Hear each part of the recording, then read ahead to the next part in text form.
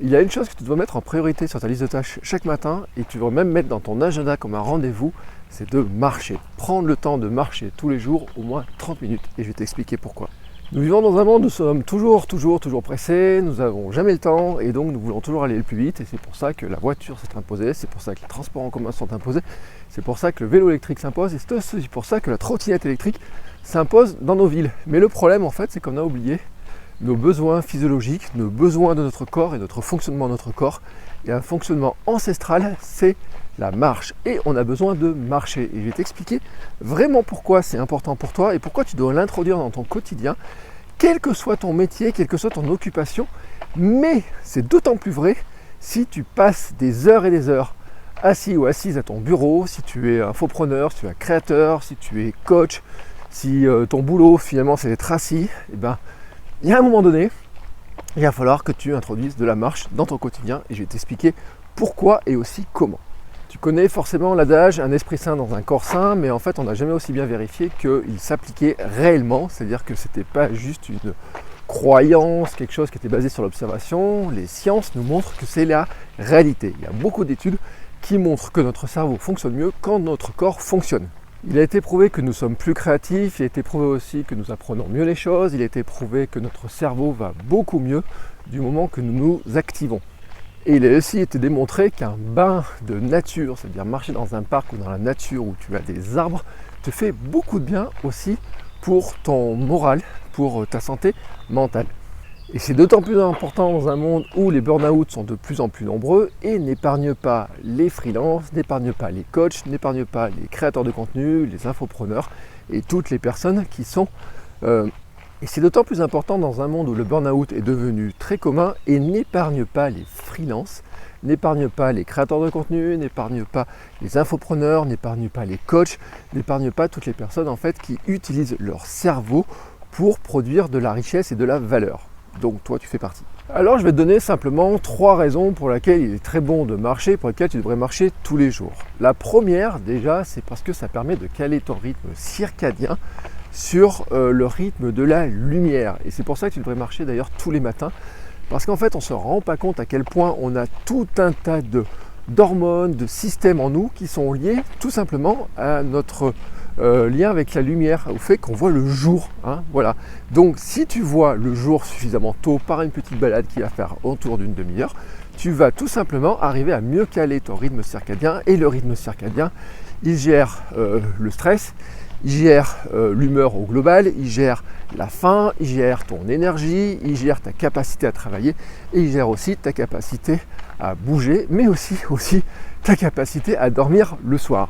C'est pour ça que je dis souvent qu'en fait, le fait de marcher tôt le matin te permet de mieux dormir le soir. Ce n'est pas une question de fatigue, c'est une question de relation avec la lumière, de rythme circadien et comment tu arrives à te caler ta journée de vie sur finalement le monde qui nous entoure, c'est-à-dire la nature, la planète, le soleil. La deuxième raison, c'est que la marche te permet de limiter la sédentarité et la sédentarité, c'est vraiment le mal du siècle.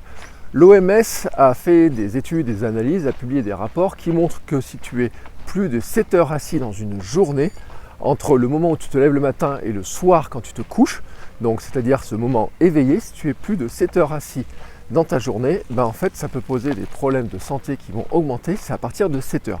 L'idéal, ça serait d'être debout moins de 6 heures par jour, entre le moment où tu te lèves le matin et le moment où tu te couches le soir. Donc si tu dors par exemple, on va dire même 8 heures, il te reste 16 heures de vie. C'est-à-dire que dans ces 16 heures de vie, tu devrais normalement pas être assis plus de 6 heures. Et ça, je pense que c'est vraiment pas du tout le cas. Tu peux faire un simple calcul de regarder le temps que tu restes assis et debout dans ta journée pour te rendre compte qu'il est très facile de passer plus de 10 heures assis sur ta chaise de bureau ou ton canapé, ta voiture, les transports, etc. Alors sans parler de maladie, on pourrait déjà dire que ça peut poser quelques problèmes de santé. Déjà par exemple sur ton squelette, sur ton fonctionnement de ton corps, comme des positions longtemps assis sur ta chaise qui créent des tensions, qui créent des douleurs. Tu peux le vérifier simplement en te rendant compte peut-être que quand tu restes assis ou assise trop longtemps sur ta chaise, peut-être tu as mal au dos quand tu te lèves de ta chaise. Peut-être tu la trouves confortable quand tu es assis dessus, mais que quand tu t'enlèves, tu trouves que ça fait un peu mal au dos. Alors bien sûr, tu peux accuser ta chaise. Bien sûr, peut-être que c'est à cause de la chaise. mais c'est aussi peut-être du fait que tu es resté assis ou assise trop longtemps sur ta chaise et que le fait de te débloquer, j'ai envie de te dire, crée finalement un petit signal, une petite tension, et qu'une fois que tu es debout, tu te sens peut-être mieux. D'ailleurs, on le sait, hein, on se dégourdit un petit peu, on bouge un petit peu le dos, etc. Et c'est parce qu'en fait, on en a besoin. Et donc pour en revenir à la marche, c'est ce qui va t'aider justement à être assis moins longtemps. En fait, tu peux introduire de la marche tout au long de ta journée. Tu peux aller par exemple au travail en marchant, tu peux faire des marcher en faisant des petites pauses, tu peux aller faire des petites courses en marchant, tu peux faire ta pause déjeuner en marchant après avoir mangé ou de regarder une vidéo sur YouTube. Tu peux aller marcher un petit peu, tu peux aller marcher le soir, tu peux aller regarder des vitrines ou je ne sais pas quoi. Mais en fait, il est assez simple d'introduire de la marche. C'est pas un effort qui est compliqué à faire, c'est pas un effort qui va te faire transpirer, ça ne te demande pas du matériel, ça ne te demande pas de prendre une douche systématiquement ou quoi après. En revanche, les bénéfices sont très importants. Le simple fait de marcher, par exemple, une demi-heure le matin et une demi-heure à midi ou une demi-heure le soir, on va dire 1 heure grosso modo dans ta journée, te permet de descendre ta sédentarité donc d'1 heure. Et donc, si tu étais assis jusqu'à maintenant 10 heures par jour, et tu descends à 9, tu te vois que tu te rapproches de cet objectif de l'OMS qui est de dire qu'il ne faudrait pas dépasser les 7 heures. Alors tu n'y es pas encore tout à fait, bien entendu, mais tu t'en rapproches. La troisième raison pour laquelle marcher c'est bon, c'est parce que ça fait travailler ton système cardiovasculaire et tu dépenses aussi des calories. Alors le système cardiovasculaire, en fait, il a besoin d'être entretenu et donc tu as besoin d'avoir une activité régulière, vraiment. Et là encore, je prends les études de l'OMS qui disent qu'il faudrait avoir environ une demi-heure à 3/4 d'heure par jour d'activité douce, vraiment d'activité douce. Je ne te parle pas de faire du sport, d'avoir de l'activité intense, parce que ça, il faudra en rajouter un petit peu. Mais il faudrait avoir, on va dire, une demi-heure par jour d'activité douce pour que le corps fonctionne bien, pour entretenir ton système cardiovasculaire. À ça, normalement, il faudrait y ajouter du sport pour avoir de l'intensité sur le plan cardiaque, mais aussi du renforcement et de la musculation pour bien entretenir tout ton corps. Bon, ça c'est un premier point. Et puis, il ne faut pas oublier aussi que tu dépenses des calories. Et en fait, tu dépenses des calories sans t'en rendre compte. Mais si tu as un petit problème de poids, tu sais que l'équilibre de poids, c'est quoi? C'est ce que tu manges d'un côté, les calories que tu ingères, et puis de l'autre côté, les calories que tu dépenses. Et la marche rentre dans ce qu'on appelle le NEAT, c'est-à-dire en fait, ce sont des activités qui dépensent des calories, mais qui ne sont pas du sport.